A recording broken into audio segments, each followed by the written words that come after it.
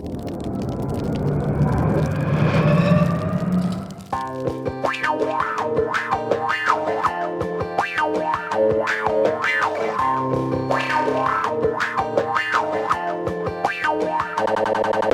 leave it to you. You're the host. No, hostess with the mostest. That's totally fine.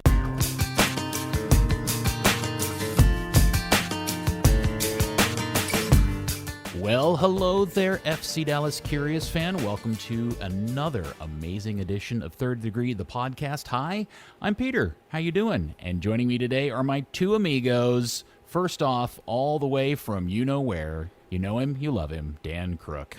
Howdy, Dan. Howdy do. I liked how you said that, actually. Thank you. Thank you. I've been practicing it all week. Can you say it in an American accent? Howdy do. That's a little southern fried twang in there. All right, you're picking it up. Very good. Do you say y'all yet? Yeah. If I ever say fixin' to in a sentence, though, I do ask that somebody shoot me. Has your family overseas picked up on your Texas affectations? I mean, they've been saying for the last 5 years, you sound funny now. Yeah. So, which is what everyone in Texas has said for the last 8 years. So, You're kind of screwed one way or the other. Yeah, basically. All right, and then the third part of this trio is your hero and mine, founder and editor of thirddegree.net, the good Buzz Carrick. Come in, Buzz. Hello, Peter, calling in today from Toyota Stadium because given the amount of people in the stands, it was about the safest place I've been since this pandemic started. All right. Well, our heroes are undefeated in their last four. Now, three of those were 0-0. Two of them were 0-0 draws, and one was last night's 1-1 draw. But they did get a big win against Minnesota last Saturday. So, Buzz, everybody's feeling really optimistic about where this thing is going, right? Hooray, FC Dallas. Well, they certainly are up to fourth in points per game. So, you got to like that part. But, obviously we still have concerns about the offense. The 3-1 explosion against Minnesota makes you feel good. But if you feel positive about that tie last night, the one they should have won and didn't, and only had 5 shots, then obviously there still are some serious concerns. Dan, can you explain to me exactly what Lucci ball is? Like if just some random soccer fan you met in a bar came up to you and you told them you were an FC Dallas fan and they said, how do they play? And you said, oh, they play Lucci ball. And they were like, what the hell is Lucci ball? How would you describe Lucci ball? I'd probably tell them it's Quidditch without the brooms. That's a complex discussion. Probably. Wait not a second. To be hold had in on. a Hold bar, on. is it? Stop right there. Buzz, you officially now have a new Third Degree T-shirt to sell. Yeah, a Quidditch without brooms, Lucci ball shirt. Lucci ball, yeah. Big letters, Lucci ball underneath it. Quidditch without broomsticks. Yeah, we can do this. Make it look like a dictionary definition. I'll get started on it. Yeah, thank you. Excellent. I'm sorry, I didn't mean to interrupt, but that was awesome. No, I was going to say that's probably a terrible discussion to have after a few beers in a bar, and you're not going to find me in a bar anytime soon. It's definitely an increasingly complex discussion. We started out talking about the possession and the high press intensity, and each week Lucci's factoring in a little bit more, whether it's switching to the back three and playing around with the midfield eternally and everything that comes with that. Just to kind of sidestep a little bit, you mentioned, nobody should be happy. And one thing I noticed is I was on the press calls yesterday, since they're doing Zoom calls after home and away games now. And they all seemed really happy with the point. From a defensive perspective, yes, you kept a team with 22 shots to 1 goal and just 3 shots on target. That is insane. That's fantastic. But they should have been 3-0 up in the first 15 minutes. That's it's hard to look at it from a level perspective and say, yes, that's a point that you should be happy with as just a point. Okay, hold on. Put a pin in that. We'll come back to last night's game here in just a minute. But I do want to get back to my general question, because this is when I watch this team play, I can't tell you what their style is. And what I do notice is I see a coach doing an incredible amount of tinkering within a game. Like, it's not like it's not just, you're not from game to game, it's a different kind of formation or tactic. It's literally multiple formations and different tactics within individual games. And so I'm coming back to you now, Buzz, and asking you, do you know how to describe Lucci ball? Or is that just a made-up name that doesn't actually mean anything anymore? No, I think it's still the same thing. Lucci's trying to incorporate tactical versatility this year. But the things that are the same are the things like the effectively the same are the three people in midfield that are rotating, in either some version of a double or a single pivot that someone tried to call a triple pivot once because guys are flip-flopping. And the outside backs, whether they're wing backs, whether they're fullbacks, same thing, modern kind of end-to-end kind of players. He wants them to play outside in. He wants them to attack, and whether there's two center backs or three, it's going to be a build from the back. The high press was always something they sort of turned on and off.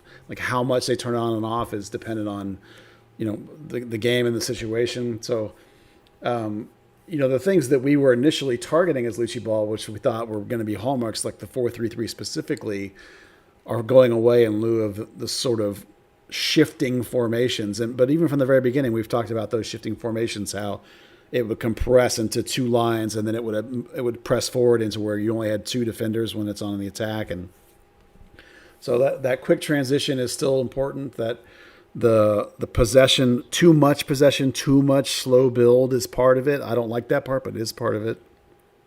And pressing when they feel like it's right. I mean, the early opportunities at Sporting all came from press, so it's all there.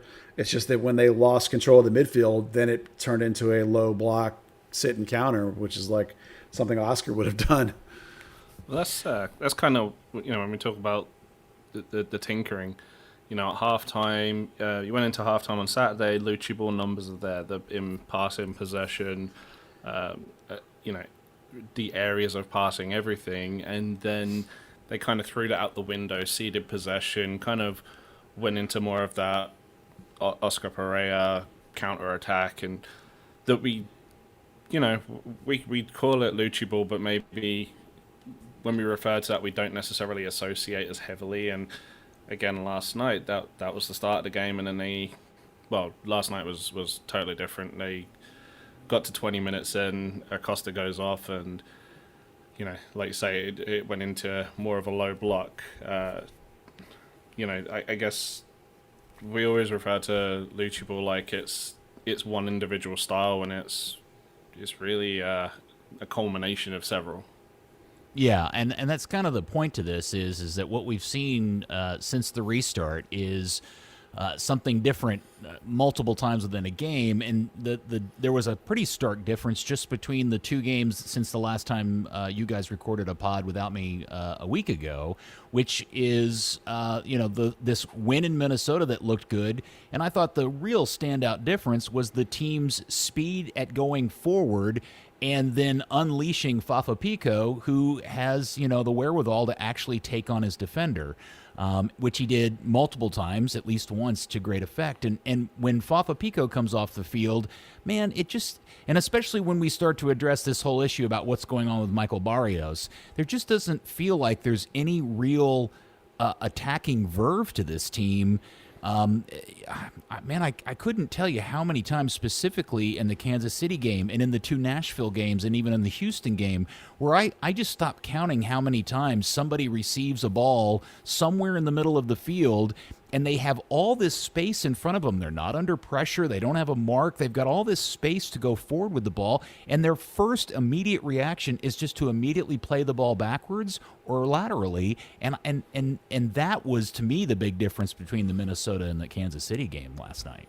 Yeah, even when you go back to the Nashville games, we all talked about how one-dimensional and slow FC Dallas looked. Some people use the word old as well. And then again, in the Minnesota game, when you brought Fafa in and he brought that vertical component to the wing, which Barrios used to bring, but isn't for some reason. I mean, he is positionally, but it's not resulting in anything. So There absolutely is a gear missing to this team when they don't have Pico, because either Cobra or Hara both are slow, right? Pepe is much quicker than those two guys, but is not necessarily what you would call blistering fast, but he's quick enough certainly compared to the other guys. And when he subbed in for Barrios, he brought some of that vertical component as well. So when you don't have that second gear, you don't have that alternate gear, you're going to be missing part of your tactical ability and ability to break guys down for sure, especially when we know that people love to low block against this team and make it impossible for them to break down. So going back to the Minnesota game, Dallas kind of unleashes a bit of a flurry and grabs a 2-0 lead very quickly. And then the game kind of settles, and ultimately to the point where, clearly the hairdryer got pulled out in the Loon locker room at halftime, because they came out and put their foot to the pedal to the metal and really came at Dallas hard, to the point where Lucci had to make a significant tactical change that ultimately paid off for the team. Yeah, he actually went through three shapes in the second half. The first thing he tried to do was go to a more single double 8 look to try and get an extra sort of player in there outside the box where Dan had highlighted all those shots are coming from, and that didn't work. And so then he brought in a 3-man back line, and that did work because that created an extra center back to be able to aggressively charge some of those shots, combined with a legit double pivot. And so that solved that problem. Well, at that point, Kansas City started using the wide areas above the Dallas wingbacks to fire balls in and cut in from there. So then they went to that 3-4-3 version when they brought on Reynolds to bring and put Barrios and Reynolds out wide to try and double up out there, and that solved that problem. So that was actually one of the times where it was fun because of the 5 subs, which I hate, obviously. When you have that ability, you can tinker like that, and Lucci can try 4 different formations in a game. So there is a positivity to that. We just wonder, big picture, if all these different changes can be over-cluttering these young kids, and is there enough consistency that you can really develop a good team and good concept? Dan, do you feel like the team responds well to these kind of significant tactical shifts in the course of a single game? I think it can certainly be difficult. We saw Ryan seemed to struggle a little bit when switching from, and Johnny Nelson, when switching from really being a fullback to the outright wing back with a back 3. Was able to ask Brisson in one of the press conferences, and he said, it is really difficult when those roles change, but some of the other players faced with the same question said, no, it's just, we know in this situation we have this responsibility, in that situation we have that responsibility, and it's just on us to learn the playbook as such. Soccer is a young man's game with developing minds and everything, and sometimes, you see younger players getting caught out in those moments, unfortunately. So when you go back to the Minnesota game, it's been a week now, or almost a week since that game was played. What is your general remembrance? Do you have a positive feeling about how the team played, Buzz? I do, because the long extended 30 minutes extra at halftime deflated FC Dallas to a certain extent, and made them sort of flat. We've seen, I think Dallas has occasionally not dealt well with those rain delays. It's certainly Bryan Acosta didn't. But I felt like the first half was really, really good. And we've talked about Fafa, and that was really, really good.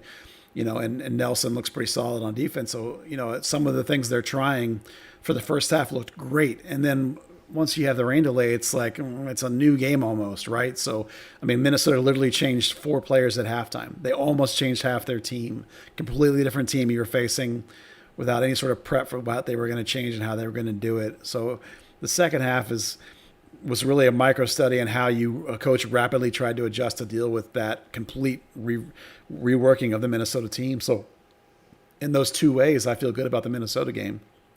And then on the road in Sporting, I feel good about the defensive side of the team from that game. So there are positives, but it's still a work in progress. There's a foundation upon which a good team could develop. I'm asking the question because I remember the game, but I don't. It's been so many days now. I'm not completely. I don't feel like I have a full memory of the game. I just remember Dallas playing very well very early, and then suddenly Minnesota seemed like, especially after the rain delay, put far more intent and spirit into the game, and it really got a little bit dicey. Dan, I'll follow up with you. Do you feel like you have overall good feelings about the win against Minnesota? Yeah, it was definitely I'd certainly look back on it as a game that Dallas played more of a reactive style in the second half, and they did so in a great way. Adrian Heath made 4 changes. He brought in that high press. He posed a lot of questions, and Lucci and the team did answer them. I don't know. I'm not sure what more they can do than that. Minnesota haven't been completely horrendous since then, and it certainly looked a lot more positive than I guess what we can use as a benchmark in those are we happy or are we kind of pissed at moments is those 2 Nashville games. Absolutely, yeah. I mean, you would think that, especially after the 2 Nashville games, that was a good result for the team. Now, I want to go. We'll get into individual players here in a little bit, but I do want to discuss the incident, which always pops up on a regular basis in different leagues and different teams, where one guy is a regular, assigned to be the penalty kick taker, and in this case, it's Rito Ziegler. And then somebody comes in and wants to take it and is either allowed to do it and something bad happens or is not allowed to do it, and you begin to wonder if there's something more to the story than it is. So that happened when Barrios got the penalty kick very, very late in the game in added time. Rito runs up to take it, and Franco Jara comes over and asks him if he can take it, because obviously he needs a goal, and he leaves with his head, looks a little bit dejected, and Buzz, you even said he was pissed about not being allowed to take it. Yeah, he was sort of halfway down the tunnel as the game was ending. I'm of 2 minds about the whole thing. I mean, generally speaking, I'm in favor of one guy being the guy. Lucci has said you want multiple PK takers, but I'm okay with having a guy be the dude because of the confidence that you build up by taking them frequently. Now, Jara did take a lot of them with Pachuca, so he's perfectly legitimate answer. I do also buy the give my new striker a goal theory, but that's fine. He was going to get one eventually.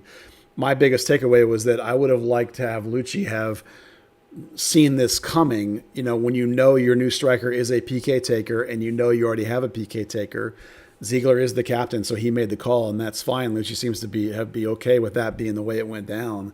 I would have just liked to have that discussion have been worked out ahead of time by your coach and your captain, and recognizing that a new striker is the PK taker from where he came from. Did Lucci comment, or was he asked about the incident at all after the game, or on the call during the week? Yeah, that's what he said. Was basically he's happy to let the players work it out amongst themselves, and he would step in if he needed to. And that Ziegler's his captain, so that's fine. But he does like the idea that he did follow up and say that he likes it that multiple guys are capable and want to take it. So okay, but I'm going to ask another question. If Ryan Hollingshead or Cobra or I'm going to think of somebody else here, Jesus Freya, any of those guys were the ones that came up and asked Rito to take it. Is there any chance Rito allows them to do it? No. Okay. I don't think so. So you think this is a function of Rito being hey, this is the rule, this is the setup, we're doing it this way, and not a function of maybe Franco Jara hasn't exactly ingratiated himself with his teammates quite yet to the point where he can earn PK taking ability. Well, I 100% think that Ziegler thinks it's his job and that he's going to take them, period.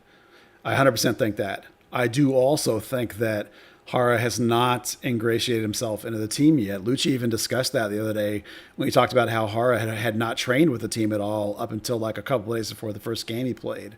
He is a player getting paid a whole bunch of money. He has come in and, by all reports, not destroyed it in training. You can watch him run around and tell that he's not exactly super quick or anything, and he's a player that's been distracted by buying a house and moving and having a baby. So I totally also buy the idea that Jara has not ingratiated himself into the team. But the answer is Ziegler believes that's his job, and he takes free kicks and he takes penalties. That's what it is. All right, Dan, you got an opinion about this? Yeah. I think it's all nice and well getting them on the scoreboard, but in such a confidence position, do you really want that asterisk next to? Oh yeah, I've scored. Yeah, it was a penalty. Yeah, okay, I'm doing well. To me, it's you have a penalty taker, designated penalty taker, and the only real exception is if someone's on 2 goals. Oh, for a hat trick. Oh, I see. Yeah. Okay. All right. Well, we'll set that aside, and I'm sure if it comes up again down the road, we can talk more about it then. Anything else about the win, the 3-1 win over Minnesota, anybody would like to discuss before we move on to last night's game? Well, real quickly, I just wanted to say that I thought that was Jesus Ferrer's best game as a 10 since maybe middle of last year. I mean, we don't need to go into it deeply because he hasn't done very well in that position, and then he turned around and had a stinker at Sporting too, but he was particularly good in the Minnesota game, I thought. Not just because he scored, because of the way he played. I was just going to say it was really funny that FC Dallas went exactly 6 months between wins. Wow, is that right? Yeah. Yeah. That's crazy. I didn't realize that stat. 6 months. I mean, obviously it's not. Well, It's pandemic. Yeah. I guess a week earlier wouldn't have been that big a difference if they had beaten Nashville at least once. So That's okay. what makes it funny. It wasn't like they were terrible for 6 months. It was They just had that extended break. Yeah, that is interesting. All right, so the boys loaded up on a super plush Hunt family charter flight and took it up to Kansas City and played Sporting KC to a 1-1 draw last night. And man, that was that game last night was all sorts of weird. Yeah, you're not kidding. For like 20 minutes, Bryan Acosta looked like a world beater. He looked amazing, and then had to go out. And then from then on, the FC Dallas midfield got dominated by a 19-year-old Busio, who was fantastic. It was a really weird game. Dallas should have had 2 or 3 goals in the early, and I even think Lucci even said that. He said we should have won that. That's what we need to talk about. So. Yeah, that game started off with Sporting KC looking like their entire back end of their truck had fallen off, and they were just begging Dallas to score goals. And unfortunately for a couple of botched opportunities, it probably, to everybody's, I think we all agree, it probably should have been at least been 2-0, if not 3-0 within the first 10, 15 minutes of the game. Well, the back end of their truck had fallen off. They were missing their 3 of their 4 best attackers, their best centre back. The left back was playing right back. The centre back was playing left back. They brought in a couple of young guys. They were makeshift. Yeah, but they had also, now what was their situation when they gave up all those goals at home against Houston a few days before? Was it the same situation? No, so they're just an increasingly slow team. Wingback get really high up the field, and against Houston, that just kept happening. Houston were breaking, the wingbacks were in the opposition half. I get why they wanted to change things up against Dallas, because the same thing's going to happen. Well, if Fafa Picault was fit, but in theory, the same thing's going to happen. But. The rash of injuries was crazy too. That by halftime you had to use 3 subs already. That was crazy. Yeah, we'll talk about that in a second. But Dan brought up a point earlier when he made a comment that he was surprised to hear how pleased or the positive tone that Dallas people, the coach and other players had about getting a point in Kansas City. And do you guys have the same feeling about that result last night or performance? Oh, no, I certainly don't know. I think it's a performance given the circumstances of what happened on the field. The idea that I'm happy with a point in Kansas City you would say that without looking at the game. If you look at the game for 20 minutes until Acosta got hurt, Dallas was the dominant team. They should have dominated that game. They should have won that game handily. They had created enough chances to have won that game. It's only when you get a bunch of guys hurt and then you have to struggle and fight and claw to hold on. Okay, maybe then you're happy you got a point, but certainly you should have won, and the performance for the last 60 minutes was terrible. So I don't know how you could think any of that was positive, frankly. Dan, let's talk about Acosta a little bit. We lauded his performance, at least first half performance against Minnesota, and he clearly had another good game going for him. What do you think the change has been that has gotten him playing better since some of the poor performances since the restart? I don't think he reads the game particularly well. So if you tell him to play in a double pivot, his mindset is, I am purely going to stay here as a defensive midfielder, giving him the freedom to play more as a link in 6, or in that case, kind of like that link in 8, sorry, or more as that kind of higher 8. He seemed to actually feel the freedom of, being able to actually make runs and make some positive passes. It's, at least to me, maybe Buzz disagrees with me, maybe you disagree with me, but I just feel with him it's entirely a mindset and mental issue there. Yeah, I think he just got some instructions from his coach. There was some talk from Lucci that they were trying to build I think they're crazy, but sort of a defensive base against Nashville, almost treating it like preseason in a way. He didn't say that, but that's kind of the way I took it. And then they wanted to try and implement things. So I think basically what happened is that Lucci just eventually was like, okay, Bryan, now it's time to do these things. And so then he did them. I agree with Dan that it's like he's not necessarily taking license on his own enough. And that's kind of what, then he did, and then it got better. Actually, Lucci did say that, because I asked him what was, what he saw wrong with Acosta getting forward and that hole that was being created. And he said, first 2 games we wanted to create a defensive base. Now we've got a clean sheet, we can move on. Yeah, it was he didn't call it preseason like I did. That's the part he didn't say. Oh, gotcha. Yeah, but yeah exactly like preseason. Okay, so Bryan Acosta has been here now into his second season. He's the largest transfer fee the club's ever paid. Is Lucci getting out of Bryan Acosta what the team paid for or expected? And even if you want to put it in the context of these 2 performances, is that what we should expect out of Bryan Acosta? Or is there another part of the game that we're still waiting for? No, I think if you could get 90 minutes like the first half against Minnesota and the first 20 minutes against Sporting, if that extrapolates to complete games and extrapolates to several games, then yes, you are. But that's what you need, is that player. But that's the problem, is that he doesn't do it every game. He's getting banged up too much. There's mental inconsistencies when he checks in and out. I mean, the Minnesota game, he clearly checked out in the second half. Okay, but a real quick question, and from a tactical point of view, and maybe you can explain this, Buzz, is the difference between the first half of Minnesota, the second half of Minnesota, and this 25 minutes he put in at Kansas City, is there something similar about those good performances that are related to how Lucci put him out on the field versus the tactical changes he made in the second half against Minnesota that may be the part of why his game went up and down between those 3 different parts of two games? No, I don't. The Sporting game, the tactics were the same through big chunks of the game, most of the game, until he went out anyway, for sure. As compared to the first half against Minnesota, and it was the same as what it was against the first half of Minnesota. And in fact, when the second half of Minnesota should have freed him. The second half against Minnesota was the first half of the Sporting game. The first half of the Minnesota game was different, but it shouldn't be different. It should be the same. It should be the same role, whether you're sitting in a double or a single. He should use the same ability to go forward and backwards. That's the whole thing about Lucci ball and those 3 rotating central midfielders, right? The only time it really changes is when you go to 3 men at the back. Then there's definitely a change.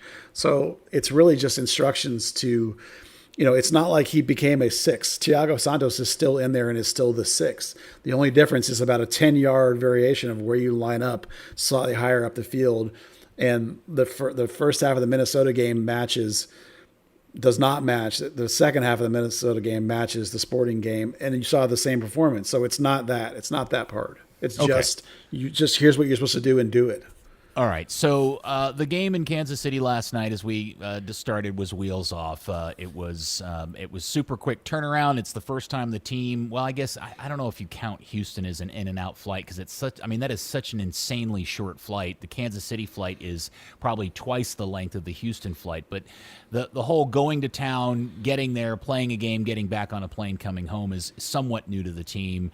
And then with the injuries and the changes, the Morrow injury and all of that stuff, is there any real solid takeaway, good or bad, overall that you can pull from the Kansas City game, Dan? It's over.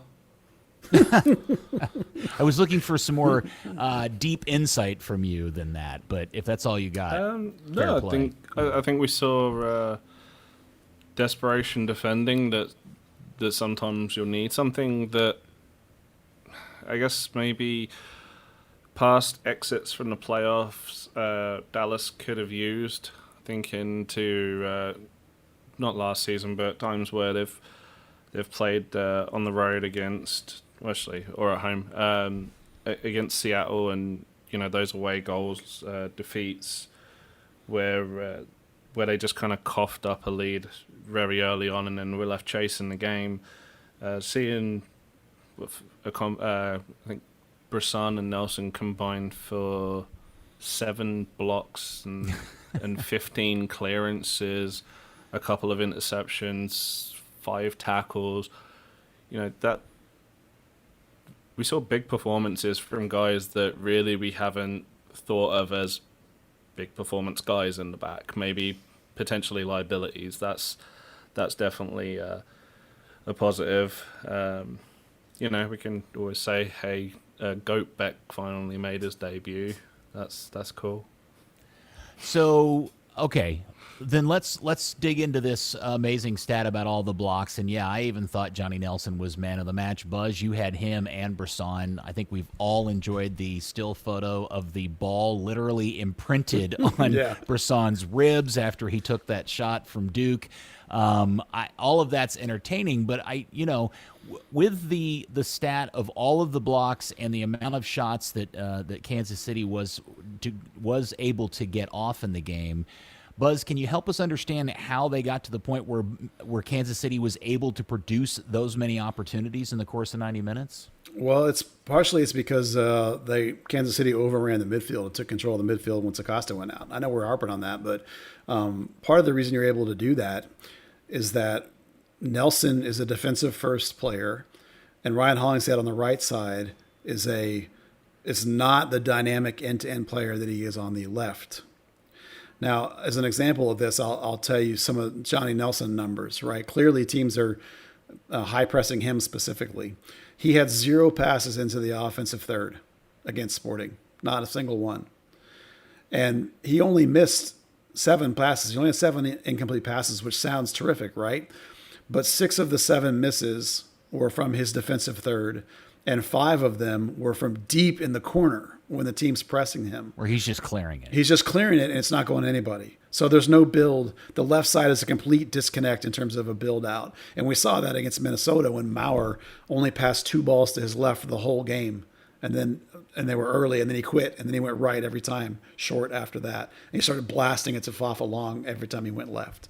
Mm-hmm. So if you're outside backs in a modern Lucci ball, whether it be a 3-man in the back line with their wing backs or whether they're fullbacks, if they don't come up and support those 3 central midfielders, effectively making a 5-man midfield, if they don't do that when you have high wings, there's these big giant gaps on the outside, and the middle of the midfield gets overwhelmed, and the other team has the ball the whole time, and that's what's happening. That's why you've seen 2 straight games of this happening for Dallas. Okay. Now, we like the defensive base that Johnny has built. And if you look back to the Minnesota game, something Dan had noticed is that they attacked 41% of their attacks were down that side, attacking Reto and Nelson as well. So while the kid's doing a nice job defensively, and while Ryan is okay over there on the right, you've lost your dynamic Reggie Cannon right, Ryan Hollingshead left, exciting outside backs coming forward and overloading the midfield. So that's a thing that Lucci's going to have to work on over the course of the next few games. Maybe Brian Reynolds is part of that factor. Maybe Johnny Nelson just needs time to play in. Maybe Ryan Hollingshead needs time to play in. But it's part of what's not going correctly in terms of holding the ball and playing Lucci ball. All right, and just a quick side question about that. Are you as surprised as I am that Brian Reynolds wasn't ready to go the second Reggie was done playing for this club? Yeah, I consider that a failure, actually. They've known for a year and a half that Reggie Cannon was trying to leave. and they've known for quite a while that Brian Reynolds was who they wanted to become the next right side outside back, right? And we talked, remember last year when Reggie was going to be gone one game for a call-up, and we were like, well, where's a great chance to play Reynolds? And he didn't. He played Brisson at right back. And then all of a sudden, Reggie was gone for like 2 months, and it became like 5 or 6 games. And it's like, why aren't you using Reynolds? It may cost you a game or two, at some point. I don't think it will, but hypothetically could. It's like you have failed to get this kid ready, and now Reggie's gone, and he's not ready. And so you've broken left back to try and fix right back. I hate when coaches do that, when they break one other position to try and fix a position. Just fix the one position. So I consider it a complete mistake on Lucci's part. Yeah, my big observation of this whole setup is Ryan Hollingshead continues to really underperform when he's asked to play on the right side of the defense, no whether question. it be as a fullback or a wingback. He's just not as effective. He almost cost them the game last night. That insane centering pass that he tried to make to Tessman that went straight to a KC player was. I mean, and obviously he's super tired and gassed at that point, but that was such an unlike Ryan play to make.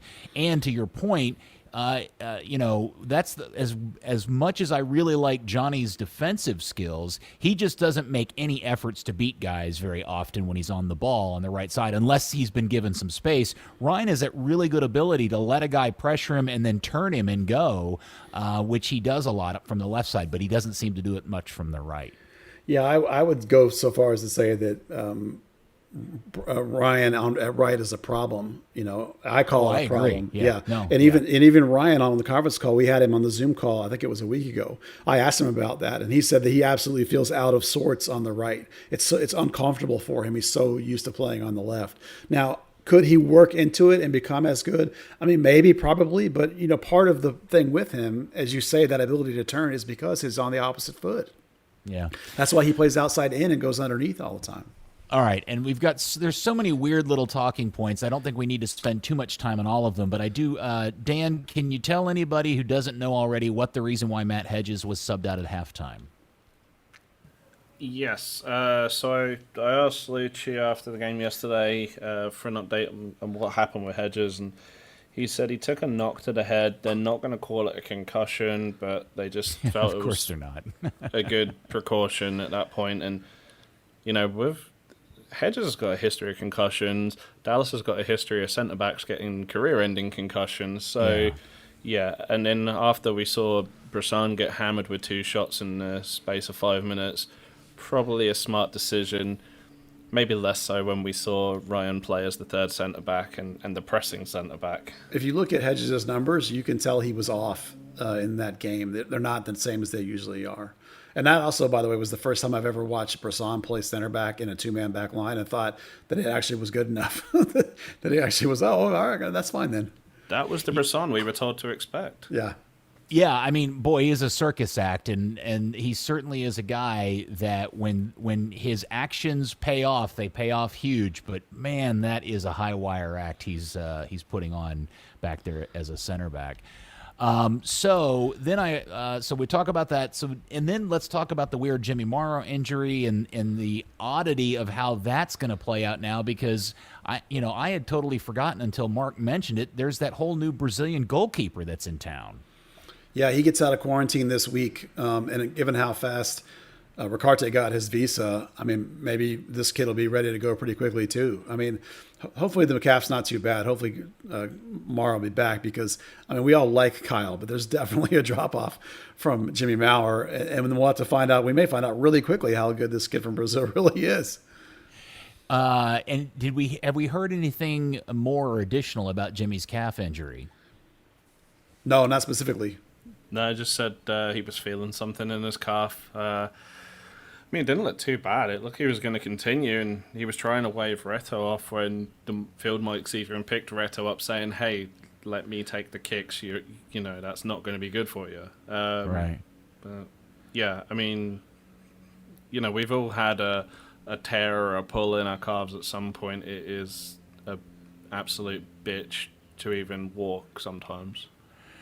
So I was somewhat surprised at the level of understanding across different resources of the rule about substitutions. I thought everybody understood the new substitution rules with 5 available players and three opportunities, and halftime as an additional one. But that certainly paid off for Lucci, who had to make 2 substitutions very early in the game. Yeah, the misunderstanding is the 3 opportunities. People didn't understand that didn't include halftime.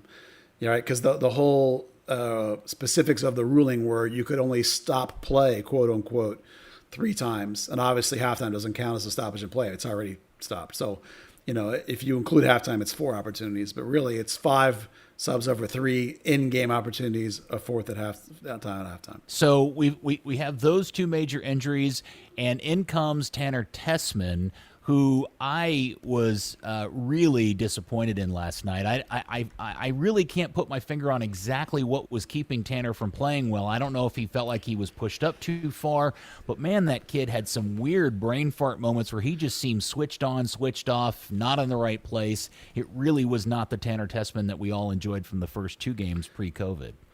My assumption is that, when he started the first 2 games way back in March, and then we knew that by game 3 he was basically losing his job because Cervania and Acosta were coming back. A kid's not going to see that necessarily coming. He just knows he's not playing all of a sudden. And then the pandemic happens, and he come out of the back of it. He's not playing. It's early in the game. He's not expecting to be in there. Maybe as a kid, maybe he hasn't super focused on the game plan because I'm not starting. I don't really care. I don't know. I haven't talked to him, but all those things can contribute to him coming in flat. And in his defense, Cervania was also flat and not very good. You might even think, if you look at some of the numbers, Tanner might even have been a little better than Cervania. Both of them got their butts handed to them by Busio, frankly. It was not a good game in midfield. And part of that, and like I say, I think part of that comes from the fact the outside backs aren't getting up. So there's no outlet. The only outlet is back to Santos or back to a center back because the front 3 are also being pretty static and immobile. So even if they do turn, sometimes the outlets aren't really there. So it's kind of a mess in midfield right now, other than Bryan Acosta, who unbelievably now is our best midfielder. Okay. Speaking of Tessman, it's kind of one of those weird adjustments, right? Because he's gone from playing academy in North Texas almost every week to not playing a game in a week short of 6 months. Of any competitive variety, he's just training. It's just an odd sort of mindset to have to get in, right? Of I'm playing twice a week and training with a couple of different teams to now I'm just really sitting on my ass doing nothing. So that, Buzz, your comment about the fullbacks not getting forward, I think, is very obvious to all of us, especially since the absence of Reggie. But my question is that really the critical component of Lucci's desire for a 3-man back line so that he can install wing backs that have to get forward more, or maybe should feel more safe in getting forward? Is that really the genesis of all of this about a 3-man back line, is to try to help get that part of the attack started? No, I don't think so. And I think Dan would agree with me. The third center back narrows the gaps, and we know that from the opponent right side, the FC Dallas left side, that gap between Reto and the outside back is a problem because of pace. So that narrows that gap. Matt Hedges becomes more central, your best defender, your guy that can cover the whole field. He's more central. It adds an extra center back who can attack when the midfielders are losing those tracks and they're coming into that middle gap. There's now an extra center back in there that can be aggressive about closing that midfielder down as he comes forward. And that extra center back can be more aggressive about covering the wide space too. So it's about a defensive stability and about tightening up the back line. Okay, and then let's have a conversation about Thiago Santos, who has been all over the map since his introduction. There have been moments where I thought, wow, they really have found themselves a really good player. And then there are moments, sometimes in the Nashville game, a little bit in the Houston game, I thought he was really good and for long stretches of Minnesota. And then last night, that guy, I just can't quite put my finger on if they have found a guy that is just a workhorse that is trying to do way too much for this team, or we just don't quite yet know what we've got in Thiago Santos? I think he's trying to do a little too much, or they're asking him to do a little too much. I mean, he had 6 tackles, although he only won 3 of them, and 14 recoveries against Sporting. I mean, there was a lot of work happening. With the midfield getting stomped like it was, he didn't really have a lot of help in terms of build forward. So I think they're asking him to do too much. I think he'll be fine in the big picture, and I think he'll be fine once he's more comfortable in the team. I know this sounds crazy whenever he's been here since January or whatever, but he's still trying to play his way into the formation and the tactics, because it really has only been 6 games, when you look at it that way. So Dan, I'm excited for his potential. Yeah, Dan, do you think he can be this single pivot 6 on this team in the way Grayzo was used when Oscar used him that way? I think so. He's definitely the type of player that Lucci was asking out for last season. We'd speak to him after practice, and he'd say, I want a guy, I want a son of a bitch who's going to put his stamp on the midfield. And it was very Jose Mourinho of him to say. Well, he actually said hijo de puta, but I don't know why he felt like he had to say it in Spanish, but yeah. Maybe he knows you don't speak Spanish or something, and you wouldn't be offended by it as much. I can curse in Spanish. I've worked in construction. But that's what Santos has been in some degree, just kind of like plowing through guys. Last night maybe a little bit too much. He was getting kicked for a good stretch of time, and in the last 15 minutes he completely lost his head. But between that and being saddled with maybe more responsibilities than he should have in a midfield that, as Buzz said, crumbled, maybe that is something to revisit in practice. And then this is another side question that just popped up in my head. Did we ever find out from Vermees why he subbed off Gerso so early in the game? I think Mark and Steve were shocked by that change too. Was it because of the hamstring thing at the end of the first half, or man management? Did we hear anything about that? Maybe he was just tired of all the diving.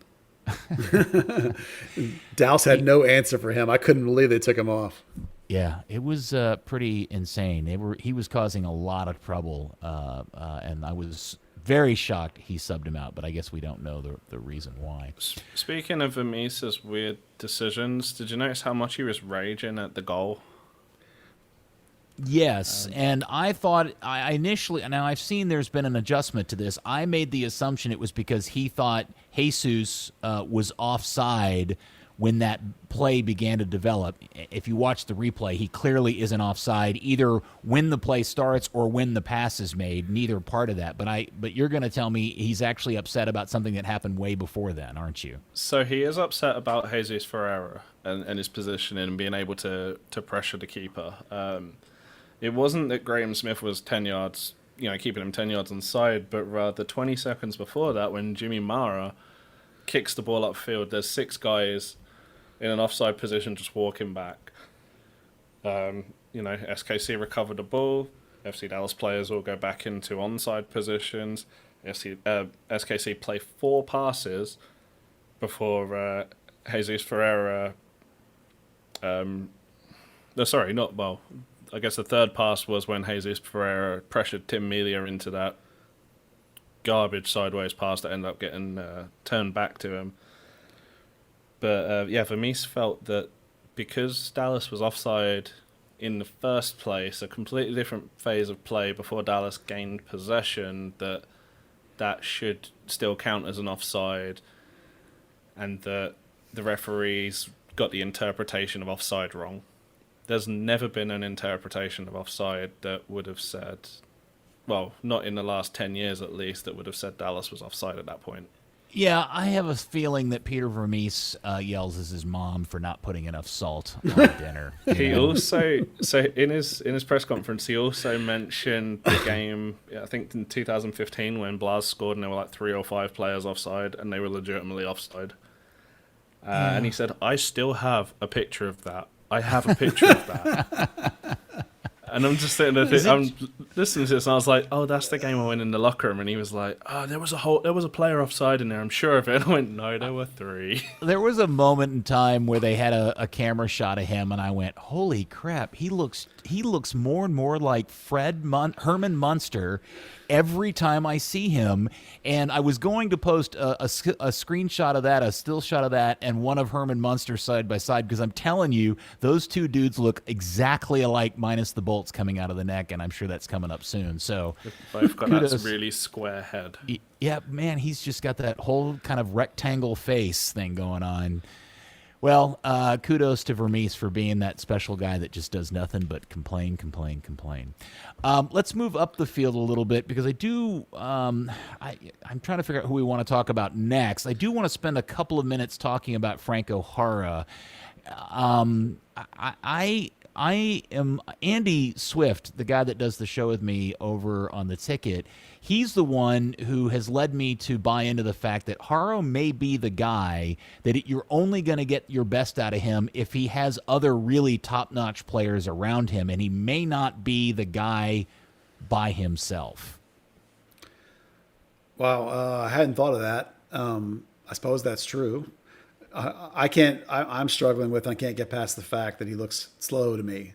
Boy, he does look slow, doesn't he? I mean, look, slow. There can be great slow players, don't get me wrong. But MLS is a very vertical, very fast league. And in particular, the way FC Dallas often, not always, but often attacks with pace. So I just see a player that looks, now he's so savvy that he often makes these great little turns and spins, and he creates space, and I like all that. Now, if he's doing that a little higher in the box and he's getting more of the ball, that's going to be fantastic. But right now he's not. And right now Dallas is trying to play over the top more, and that's not really, or run from deep at people, and that's not really looking that great when I see a player that looks to me a little slow. But I don't know that he's any slower than Cobra, for that matter. So I don't know that either one of those guys is going to fit the system. Cobra is frighteningly slow for this level. And if you're telling me he's not any faster than Cobra, because I haven't seen him play in person yet, so that's pretty shocking to me. So my question, I'll ask Dan this question first. So on the opportunity, was that a bad pass by Jesus, or too slow, poor effort by Franco Jara? Which one? There were a couple. They had a breakaway where Jesus plays a square ball, and Jara doesn't even get close to he could, if he had been 2 steps closer, he would have just knocked it in. Sorry, I was thinking the one when it was Barrios. That was a poor pass. It just wasn't weighted well. Yeah, the weight wasn't right for Jara. You have to know how fast Jara is. Now, Jara wasn't fast enough to get to it, but you have to know that. The pass has to be weighted better. You have to play the ball into the path of any striker. They've got to actually. Okay, but he also has to play around a defender, and I was somewhat surprised Jara didn't even make an attempt to slide in for the ball. Like, I thought if he had dove at the ball, he had an opportunity to slide it in, and he didn't make that effort. Maybe I'm wrong. Maybe I saw it incorrectly. Steve Davis thought it was a great pass by Jesus. Then it was just that Franco was too slow. Well, I think Franco was too slow to get to it.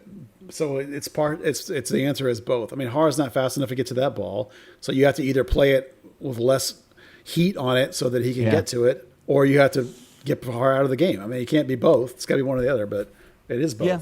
And to be fair, Jesus put his hand up and took credit or took blame for it after the fact. So I mean, if Pepe's there, Pepe scores that, because Pepe's faster than Jara. Not because he's better; he's just faster. Yeah. Now, on the bright side, I am pleasantly surprised to see how much effort Jara puts out in tracking back. There were several times where I was really surprised when they turned the ball over in the final third and Kansas City started taking the ball out, that he got on his horse and tried to get back to the center part of the field, and I was pleasantly surprised to see him put in. And plus, he put in a really difficult 90 minutes last night. That was a hard effort on his part. So I'm glad to see that part of his game. I actually liked all of his game except for the fact that he looks slow. I mean, other than that, I think the guy's fantastic. Everything about him I like. Just that one part. Yeah, even when we look back at like the Nashville games, it wasn't so much.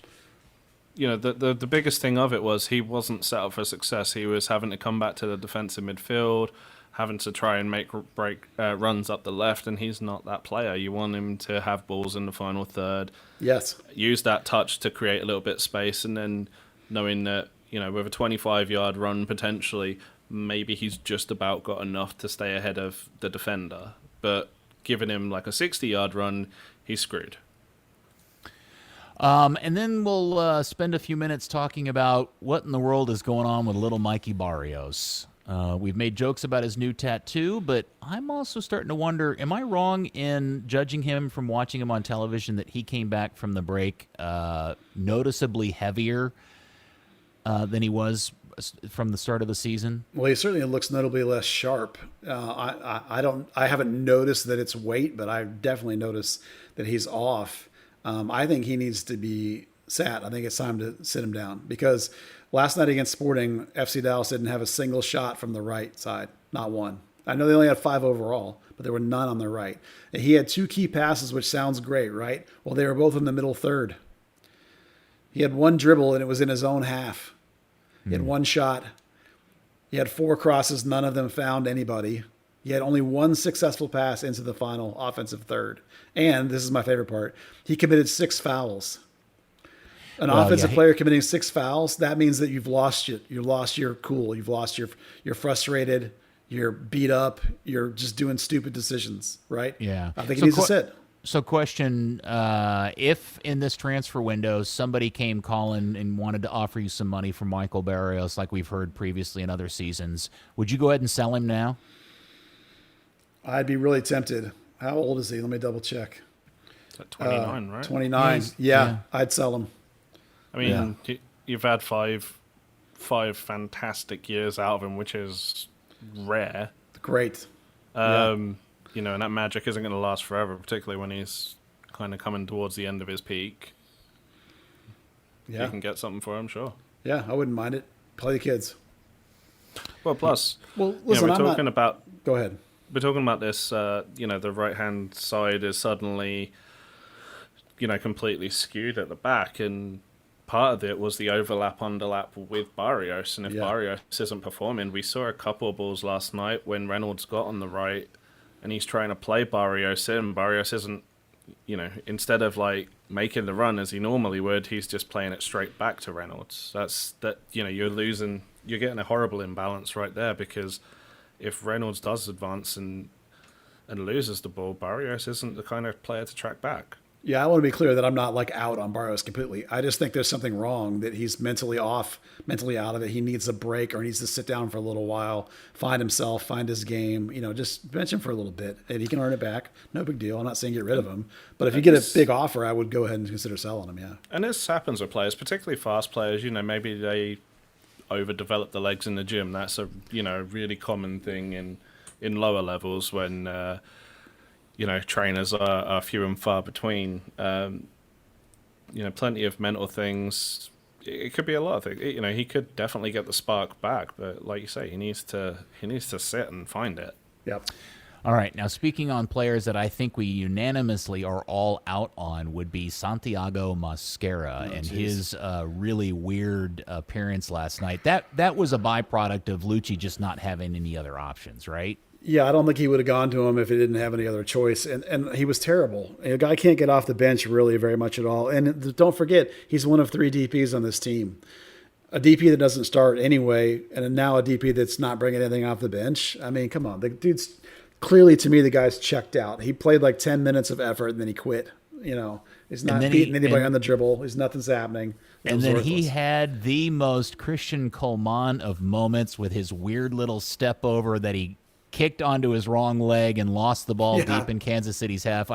Dan was kind enough to save that as a gift for me that I'm sure I will use along with my Christian Coleman kicking the near post on occasion. That guy, that is definitely a flop of a signing if this team ever had one. Well, they didn't score that play as a failed dribble, which I thought was funny. It's like they didn't even give him credit. No, it doesn't even show up because there wasn't anybody. He never got to the attack. He fumbled it before he even got to the defender, so it wasn't scored as a dribble, just a muffed play. Well, yeah, he only took like one step by the time he'd gotten to the ball. He had done one step over, and then he plants his foot, and then he kicks the ball onto his standing leg, and then it falls out to the defender, who then just kind of walks away with it and passes it out. So. Yeah. And then he doesn't look fit. He does not. His effort is zero. He's knocked off the ball way too easily for a guy with his body strength, or what looks like body strength anyway.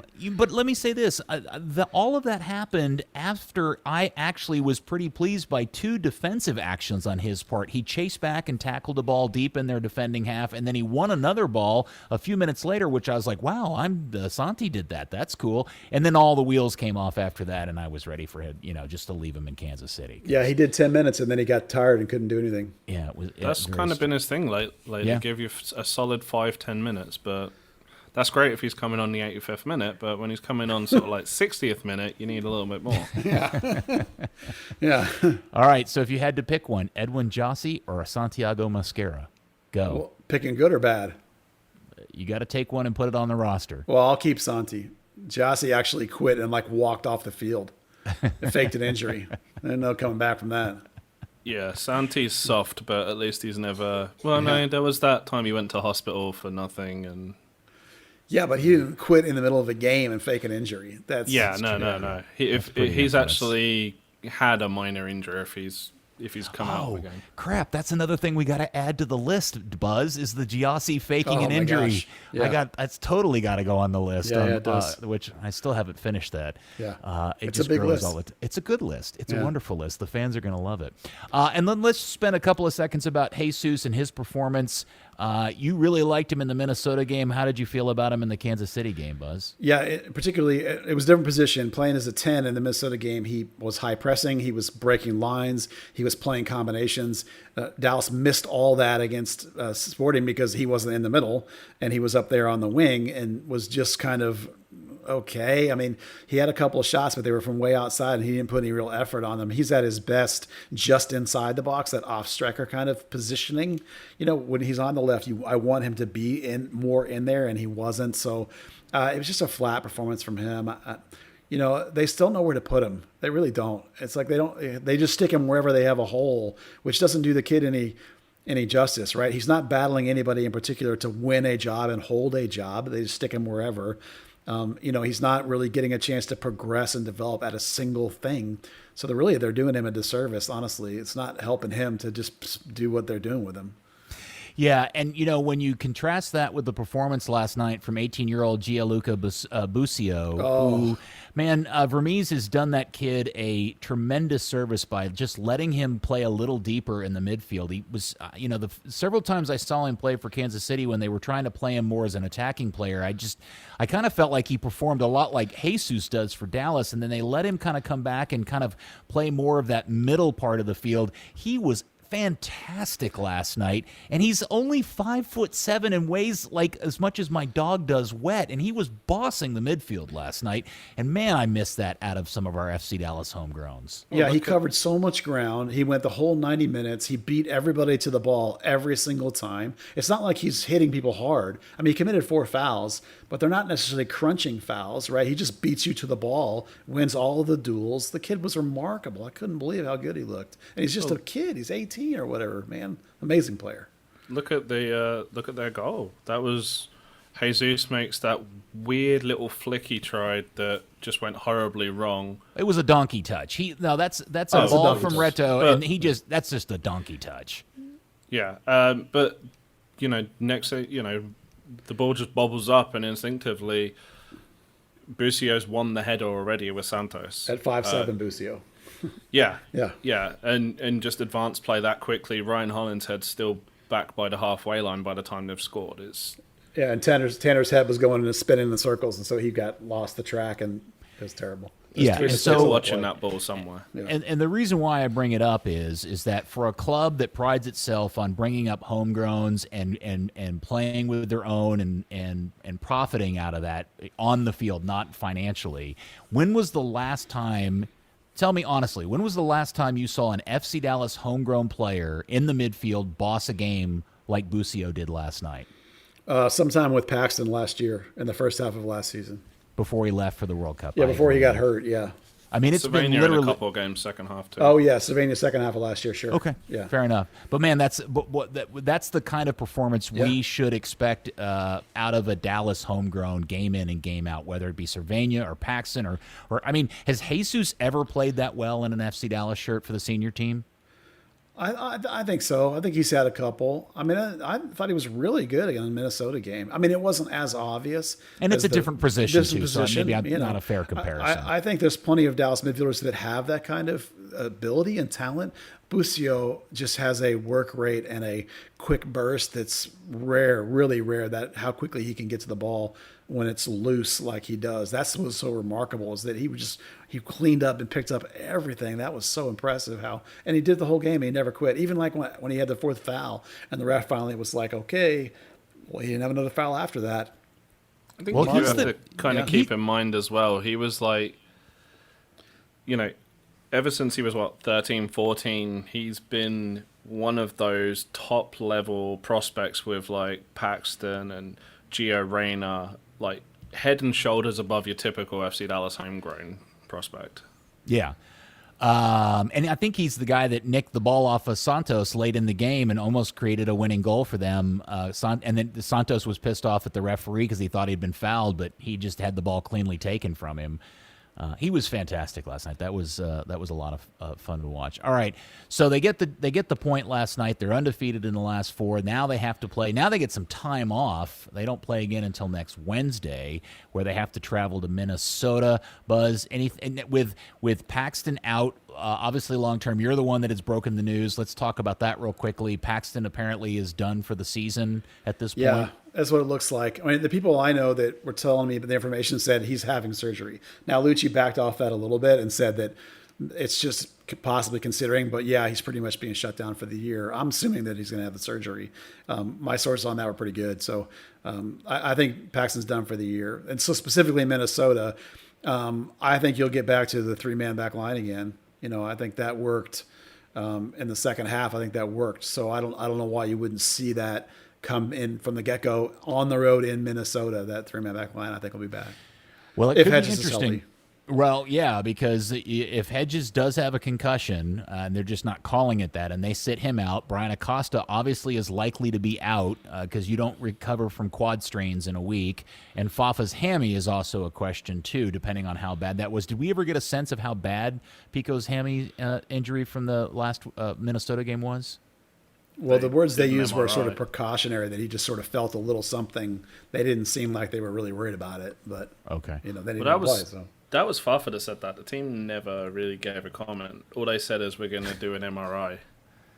All right. So there is a scenario where Fafa doesn't play, Acosta doesn't play, Hedges doesn't play, and you've got to figure out what to do for goalkeeper going all the way to Minnesota. So how does that impact the situation?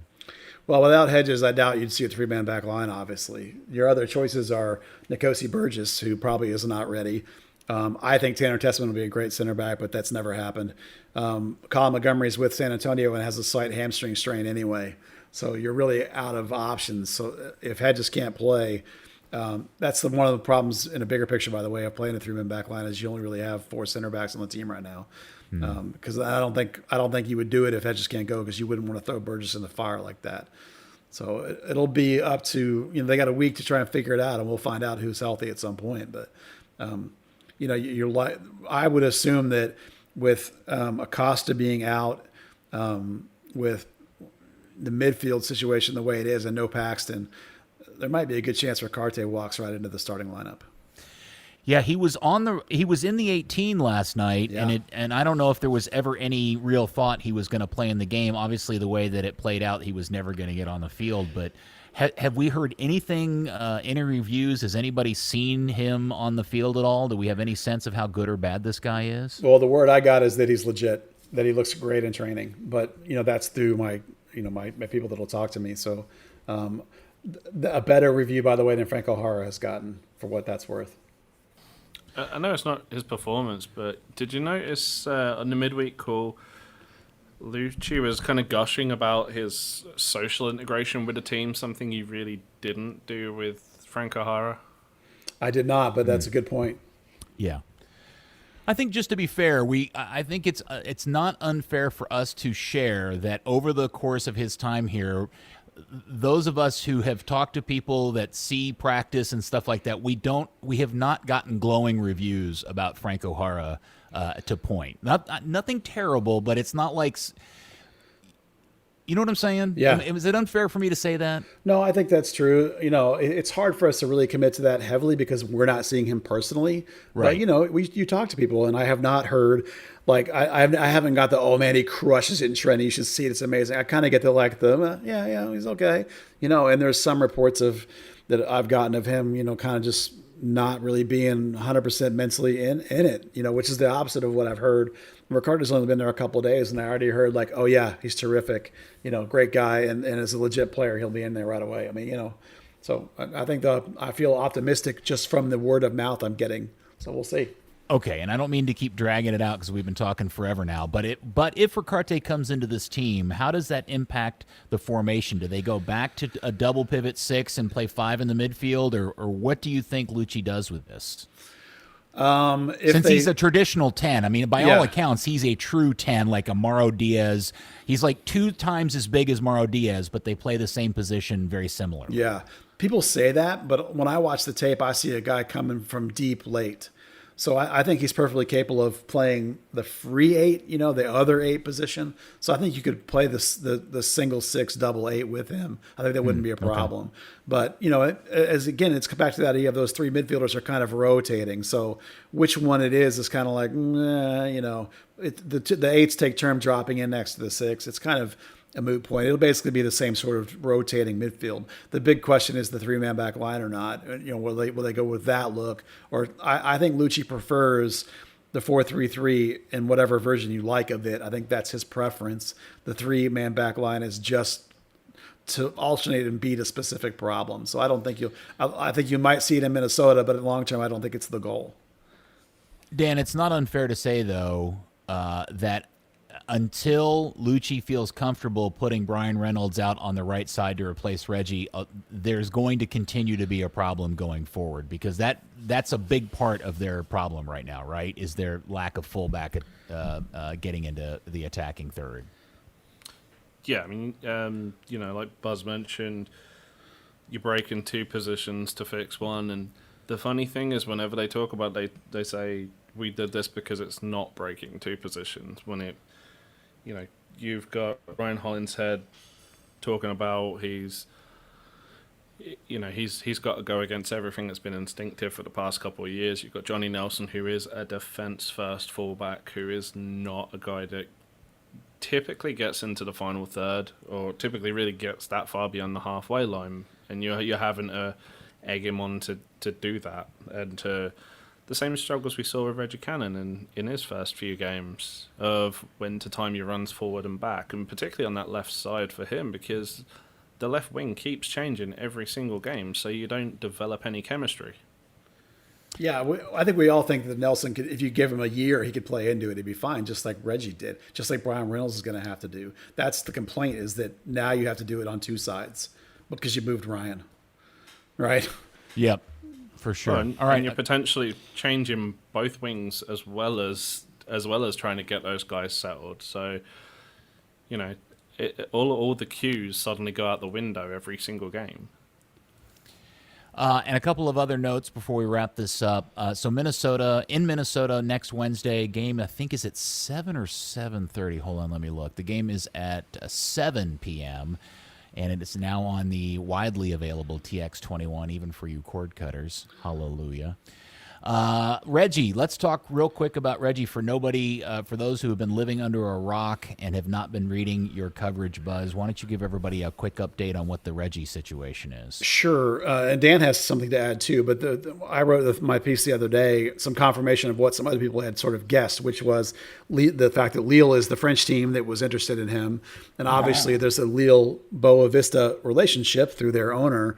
The Boa Vista is not quite a feeder club, but there's a relationship back and forth there. And the idea is that Reggie will be with Boa Vista for a season or 2, probably 2, because Lille has this $17 million right back, but they're in the business of buying and selling, and they'll move him on eventually. So Reggie is in their mind, as I understand it.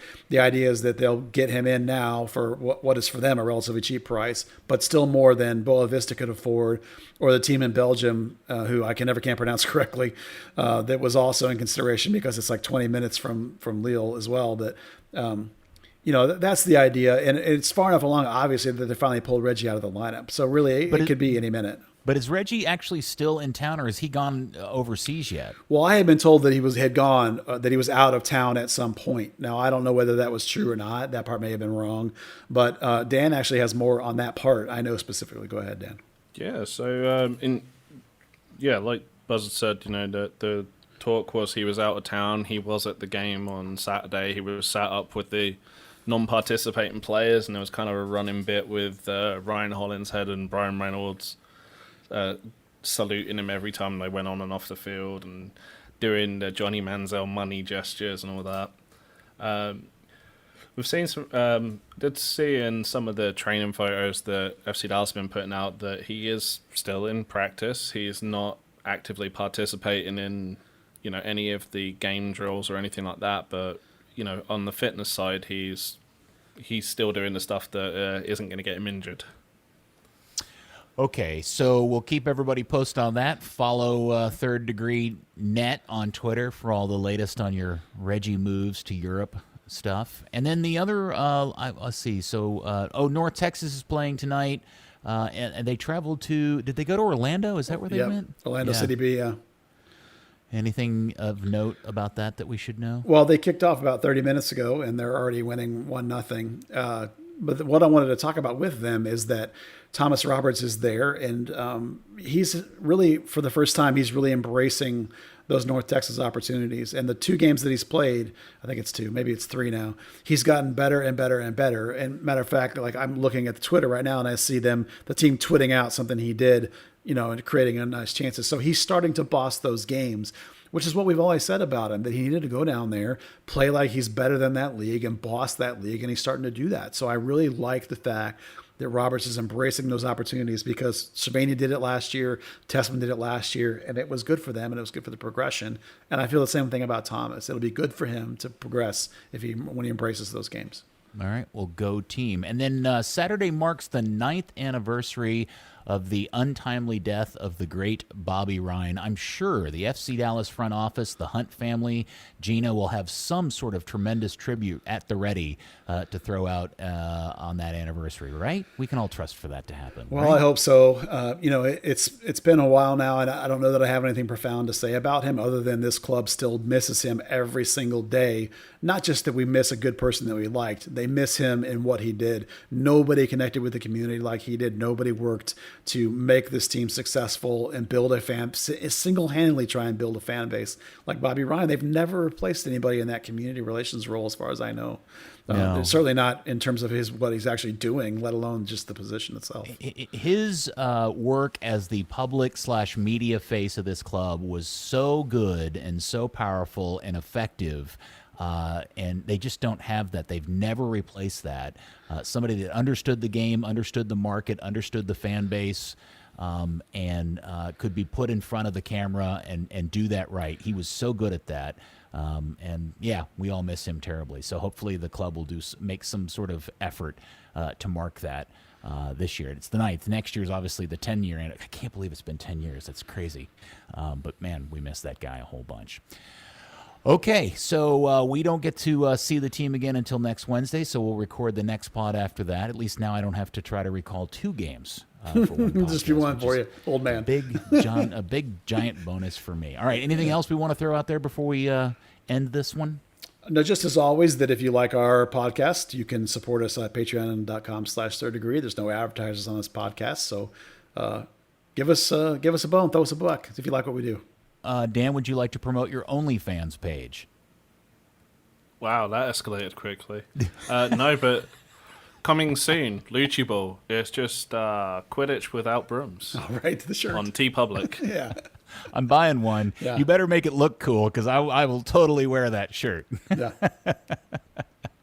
And we'll promote it's it, too. Happening. Yeah. It's All happening. Right. Thank you, Dan. You're awesome. I appreciate your humor and your quick-wittedness.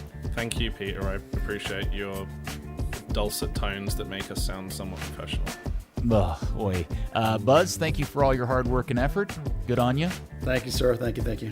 And thank you, FC Dallas Curious fan. We'll speak to you next week in another fun-filled, top-notch, world-class edition of Third Degree, the podcast. Quidditch.